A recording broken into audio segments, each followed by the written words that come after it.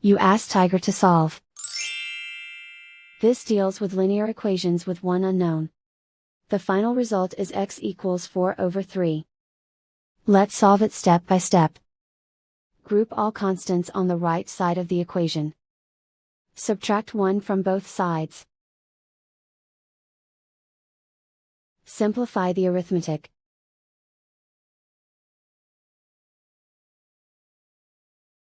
Isolate the x. Multiply both sides by inverse fraction 4/3.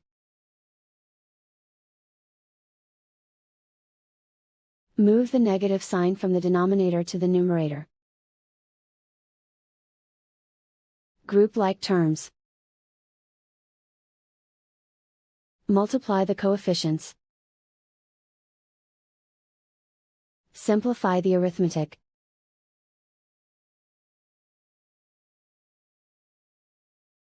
Cancel out the negatives.